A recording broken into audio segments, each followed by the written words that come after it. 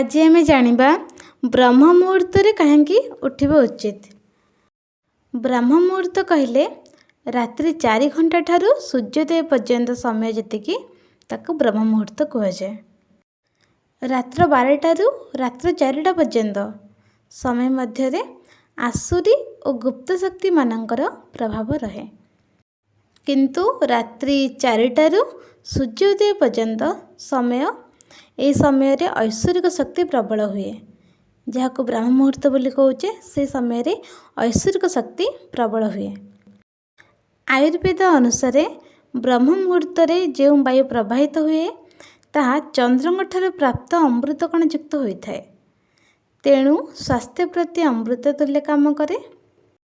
यही समय शांत, सुखद, शीतल, आनंदमय, स्वास्थ्य और सौंदर्यप्रद अटे।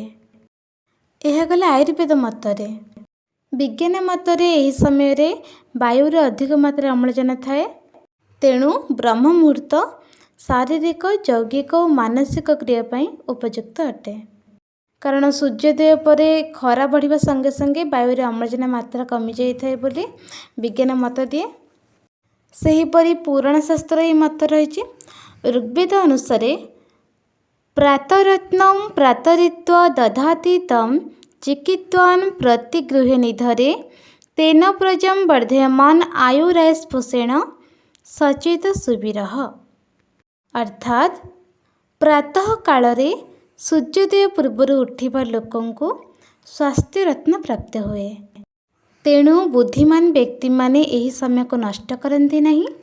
प्रातः काल रे सचेतक करुଥିବା व्यक्ति माने पुष्ट, सुस्थ, बलवान, सुखी, दीर्घायु और वीर हुअन्ति।